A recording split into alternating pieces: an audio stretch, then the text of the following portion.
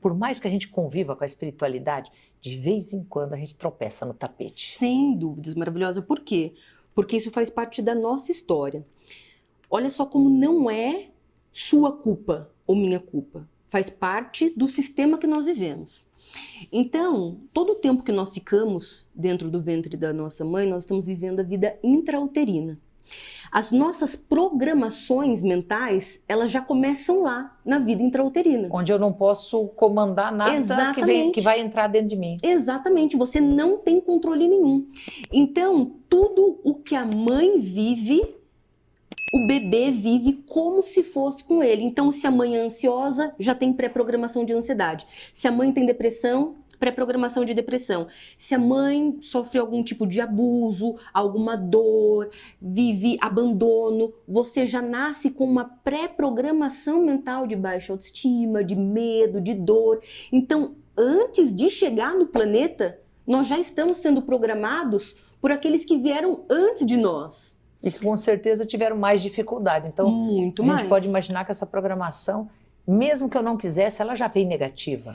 A maior parte das pessoas no planeta vem negativa.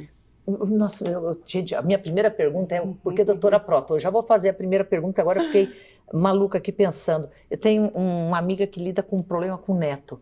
De que idade em diante, ou é a mãe e a avó que entram na programação, ou de que idade em diante nossos jovens podem já também entrar na Academia de Águias? A partir dos 15 anos. Excelente. 15 anos já consegue entender o sistema.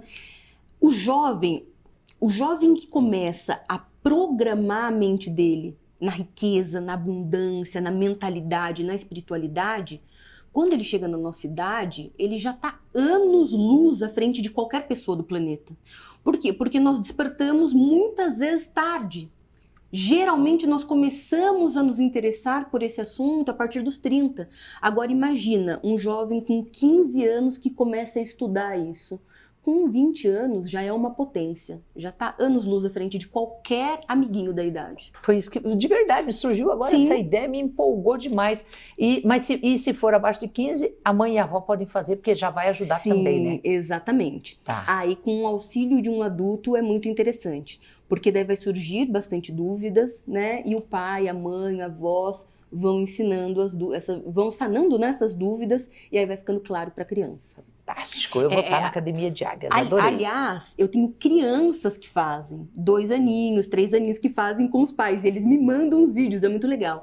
Então, se eu coloco, por exemplo, um exercício de Grabovoi, eles me mandam os vídeos, né, das crianças falando: mamãe, que horas que a gente vai ativar Grabovoi? É muito incrível, porque a criança, né, ela tá começando a criar toda essa programação mental consciente e ela já vem imersa num conhecimento tão fantástico quanto esse. Adorei, eu já disse que eu vou estar na academia e vou estar mesmo. Por que doutora Próton? Doutora Próton é um personagem que eu criei, que é uma neuroassociação de cura pela positividade. Tudo que existe na nossa vida, física, mental e emocionalmente, vem o quê? Da nossa mente, das nossas emoções. Quando o ser humano, ele cura a sua mente, as suas emoções, ele cura a vida inteira. Saúde física, mental, emocional, relacionamentos, dinheiro. Então, a positividade, o conhecimento realmente profundo, científico, estudado da positividade, transforma a vida de qualquer pessoa. Por isso, esse personagem, Doutora Próton, para trazer esse conhecimento de uma forma alegre, de uma forma gostosa, de uma forma não tão científica, né, mas popular. A gente consegue aprender física quântica? Com certeza. Ai, que delícia! O que te fez ir para a física quântica? Uma experiência de quase morte. A minha história nesse planeta é uma história que começou com muita dor.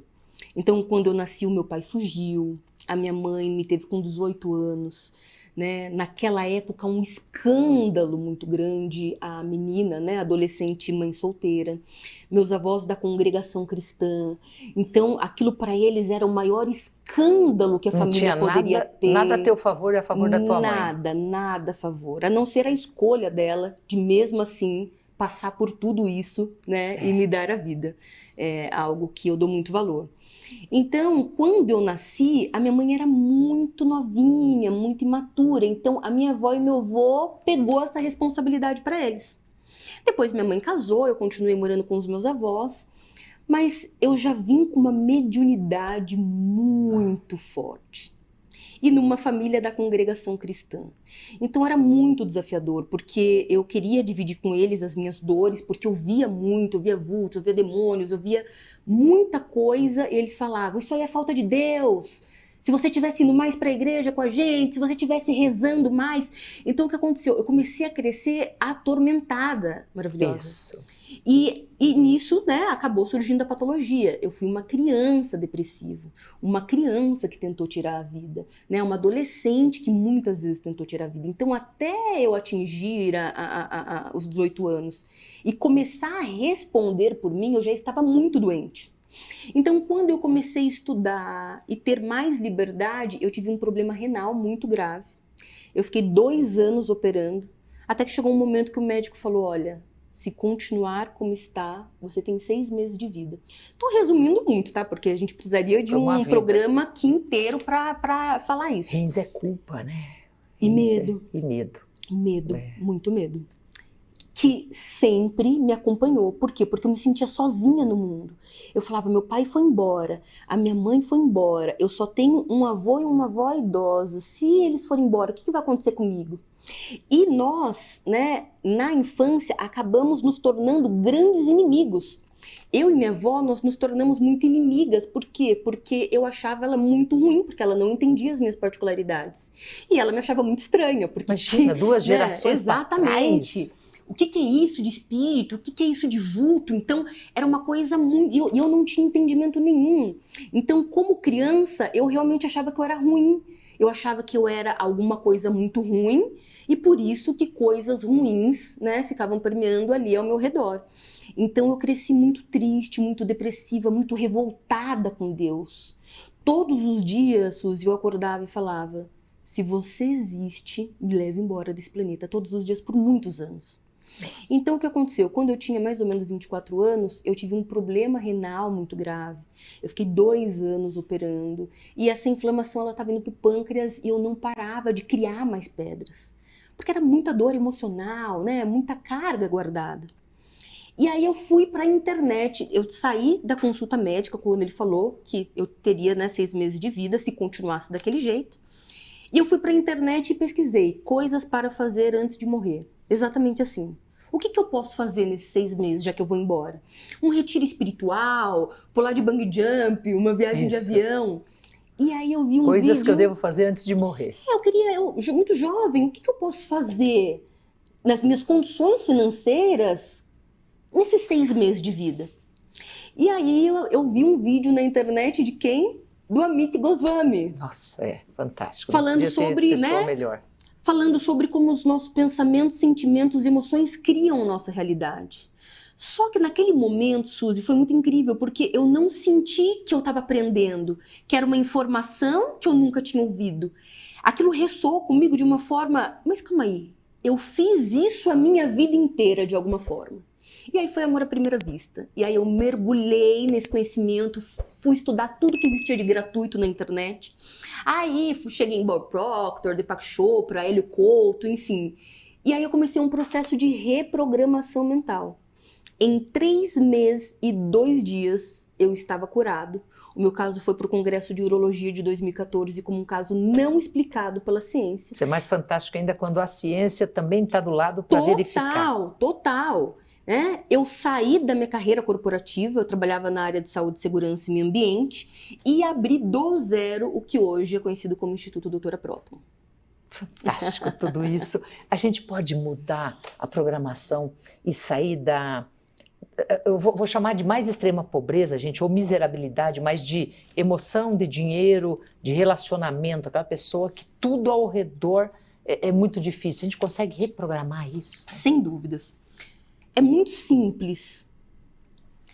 Nasci já com a programação mental dos meus pais, avós, bisavós, tataravós, porque sou 50% pai e 50% mãe, certo? Herdo biologicamente, mentalmente, emocionalmente.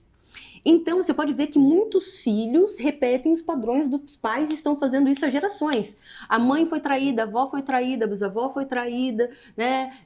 O pai vivia escassez, eu vivo escassez, o filho vai viver escassez, porque é uma repetição de padrão. porque é a programação. Então, vamos imaginar um CD. Se eu pego um CD e eu gravo ali, sei lá, Padre Marcelo Rossi, e eu escuto esse CD por um ano ouvindo Padre Marcelo Rossi, eu vou aguentar continuar ouvindo esse CD? Eu não vou aguentar. Um ano. Não vai. E aí, o que eu faço? Tá ali, tá gravado, entendeu? Então, o que a neurociência nos trouxe hoje? Que eu posso, assim como nós fazíamos antigamente, regravar uma música em cima.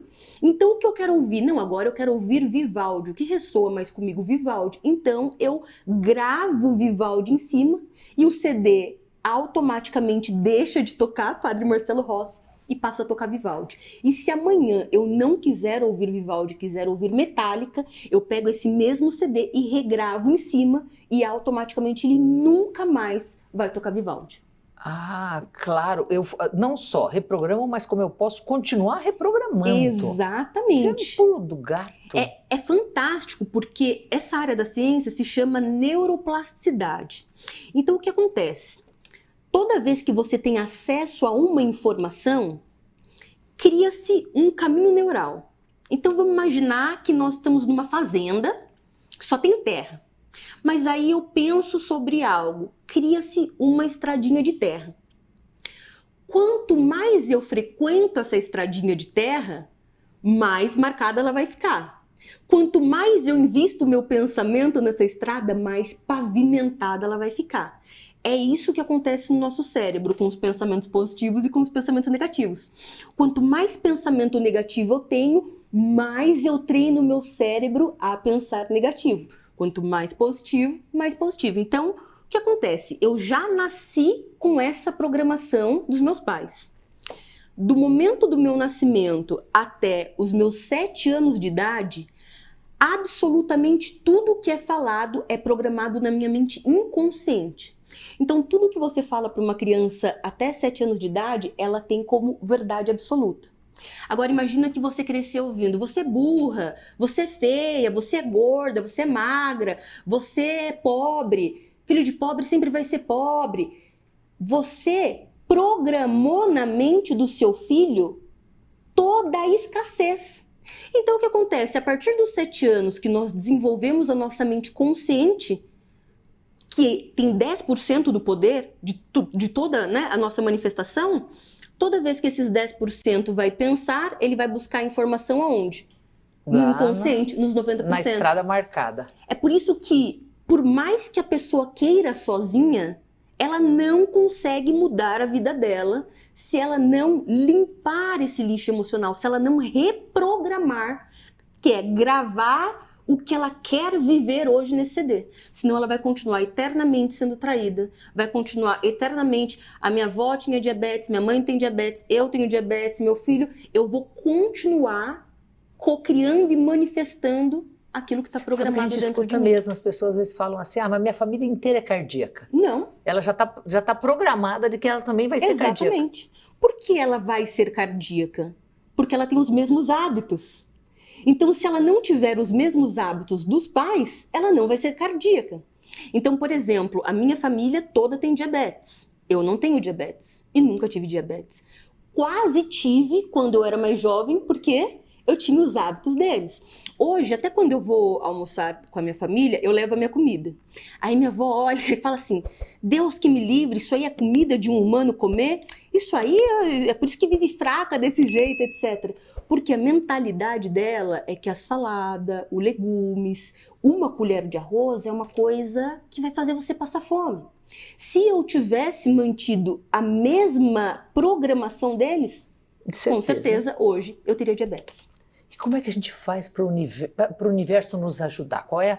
Tem essa programação que vem praticamente inconsciente, porque depois a gente tem que despertar para essa consciência para mudar essa reprogramação. E como que a gente faz quando a gente se comunica com o universo?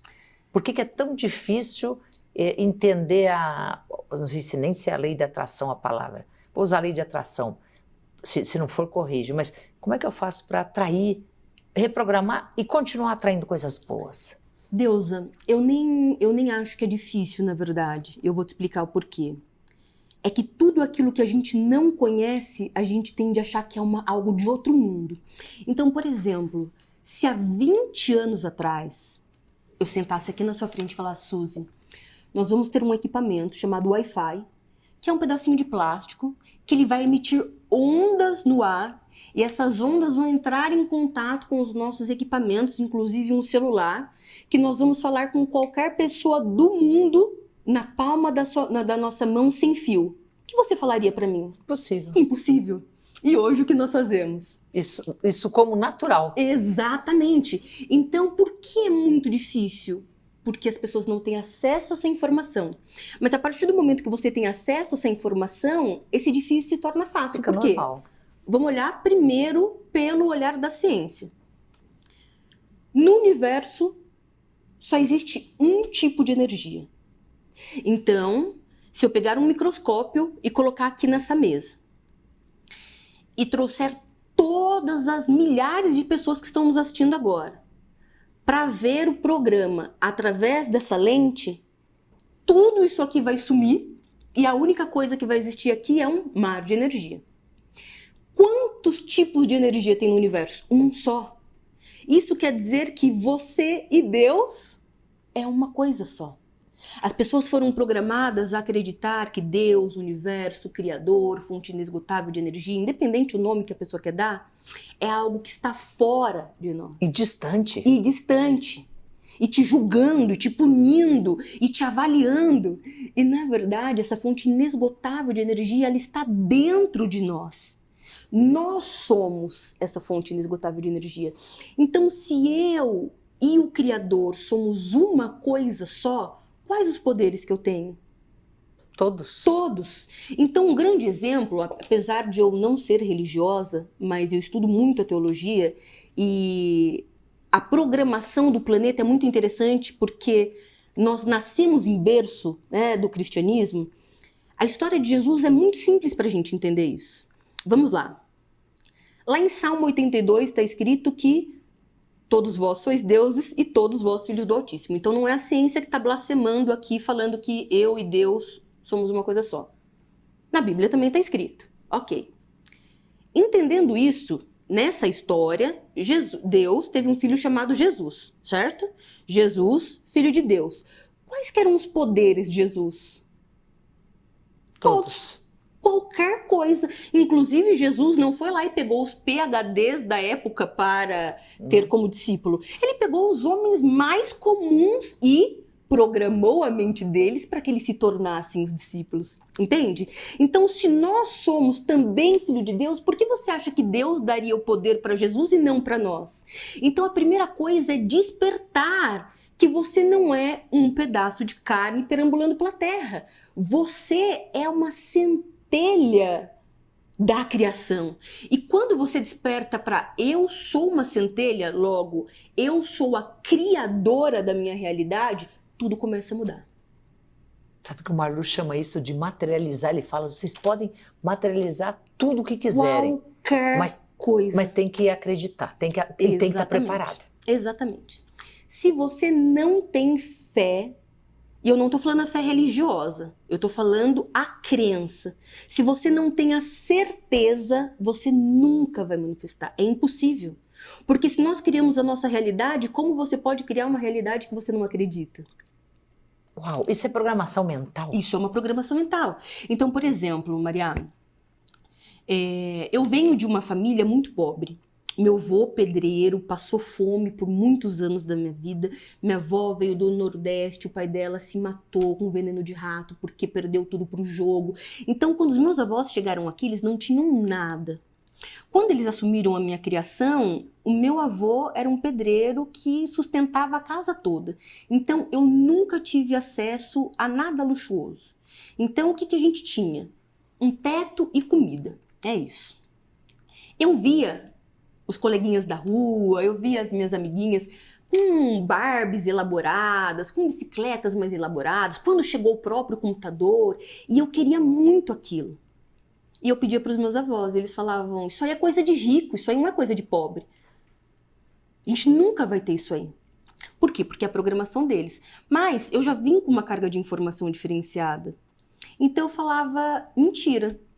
É por isso que nós ficamos inimigos, choque, né? Eu falava mentira, eu duvido que Deus queira que a gente viva na pobreza. Eu duvido que Deus aceite isso.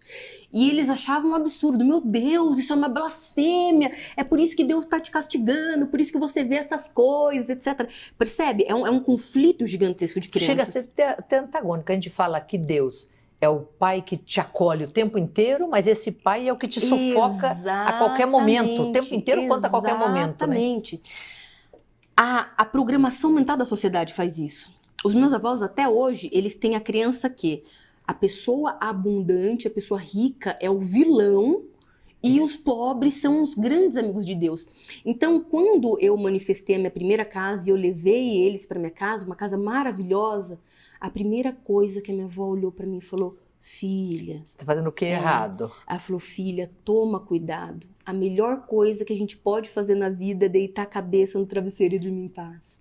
E eu nem levei a mal, porque por mais que ela me conhece, eu entendo que é uma programação muito visceral. Então o sistema fez as pessoas acreditarem o quê, Suzy? Que a pessoa abundante, a pessoa próspera, ela é desumana, ela rouba, ela faz mal, ela maltrata os humildes. Por isso elas nunca terão o reino dos céus. Isso. Logo, a sociedade fez as pessoas humildes aceitarem a escassez, a pobreza e a dor em troca de um lugar no céu. Do céu. Uau. Então, é melhor eu não perder a minha alma e ter uma vida de extrema dor do que ter uma vida abundante, mas não ter a vida eterna. Não, e olha outro contrassenso. Quem disse que eu não posso deitar a cabeça no travesseiro porque eu mereço minha mansão? Exatamente. Eu trabalhei, eu sou idônea, eu não tenho por que não prosperar no meu mundo. Exatamente. O meu avô, ele faleceu recentemente. Meu avô era uma pessoa de um coração muito bom, mas a crença dele é que somente quem era da igreja dele é que teria o reino dos céus. Isso. Todas as outras pessoas não. Então, ele chorava quando ele me via. Ele falava: filha, você tá perdendo sua alma, etc.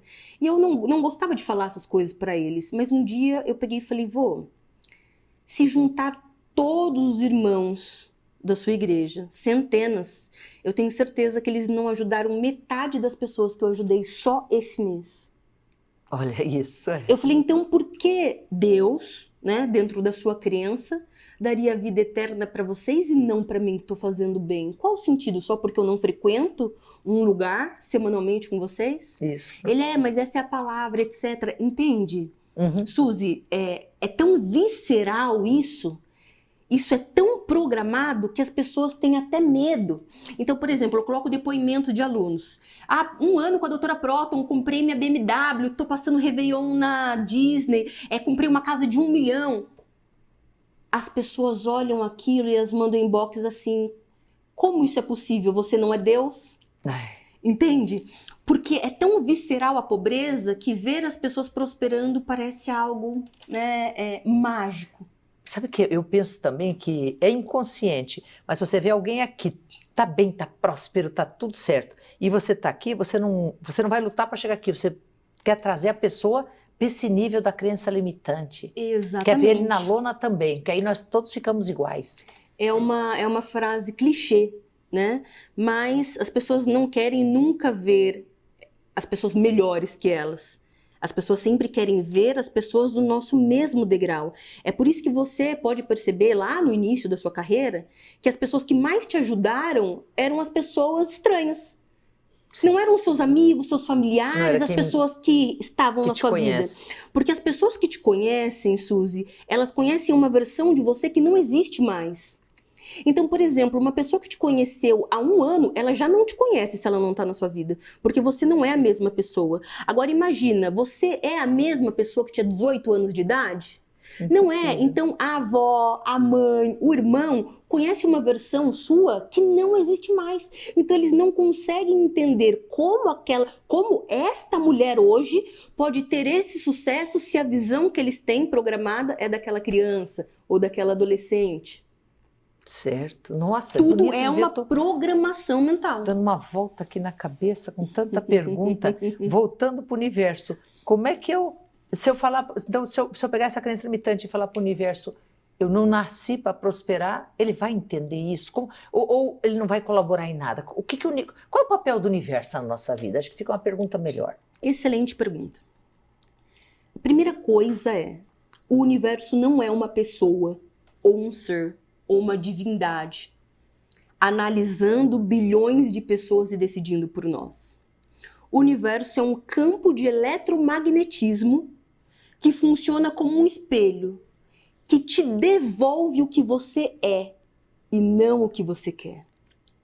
É por isso que as nossas emoções, elas ativam uma frequência vibracional. Essa frequência vibracional, que nada mais é do que um sentimento, ela chega para esse campo que não julga, é só um campo de eletromagnetismo, e o campo simplesmente olha para você e fala: o seu desejo é uma ordem. E ele te devolve mais que pode ser mais do você deu, do que você deu. Entende? Eu vou dar um exemplo. Vamos imaginar que hoje de manhã passou um mendigo na porta da sua casa e você só tinha um pedaço de pão. Você não tinha mais nada. E esse mendigo falou: olha, eu tô com muita fome. Aí você foi tocada no seu coração. Você é uma boa pessoa. Você foi lá e deu metade do seu pão para esse mendigo. Você acabou de fazer uma coisa muito boa? Foi muito bom, certo? Então, espera-se o quê? Que o universo te devolva algo positivo. Mas o resto do dia todo você ficou ruminando a ação que você fez. O que adianta ajudar as pessoas? Olha, dei metade do meu pão, mas olha a minha vida como que tá. Abro a geladeira aqui e não tenho o que comer. Agora, eu não entendo como as pessoas ruins prosperam, as pessoas boas como eu não prosperam. E aí vai resmungando contra Deus, contra o Criador, contra o universo, contra o sistema, contra a vida. Emite tanta frequência vibracional negativa, porque o que é reclamar? Clamar mais forte, clamar 2 vezes.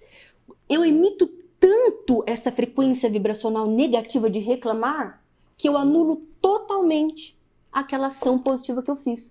Porque é um campo de eletromagnetismo. Eu estou emitindo 24 horas por dia.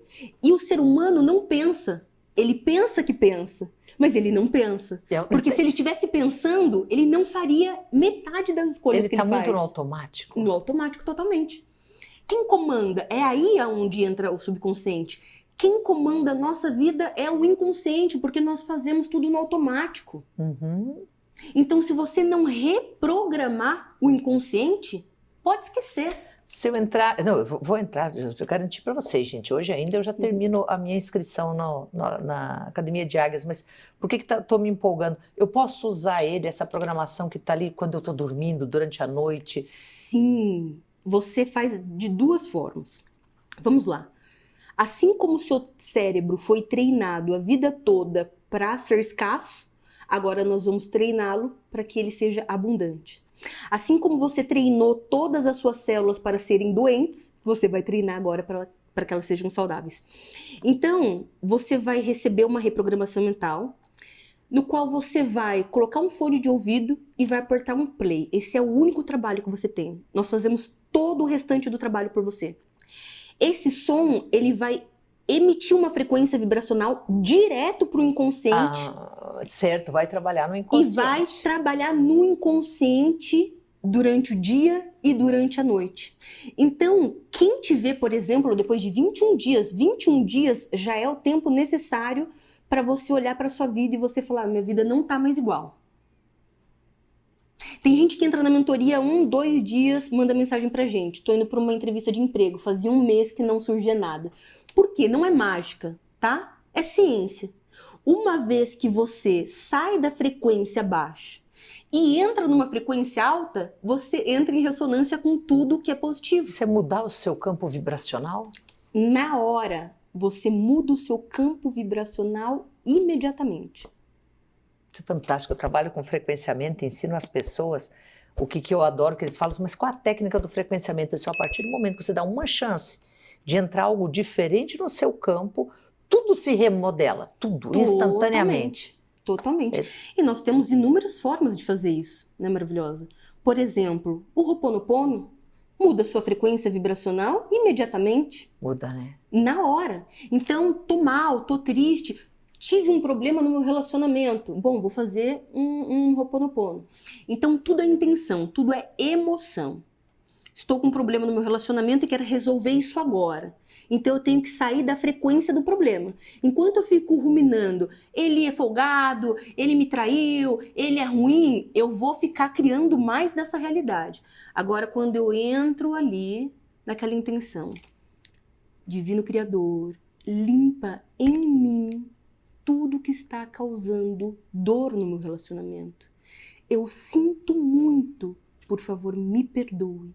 Eu te amo, sou grata. Acabou. Claro, Você emite. Te remove daquele estado, da areia movediça que estava te afundando. Exatamente. Se o defunto levanta do caixão, o velório acaba na hora. Que frase linda. Acaba a tristeza na hora. Sai do vitimismo. Uhum. Sai do vitimismo que o problema acaba na hora.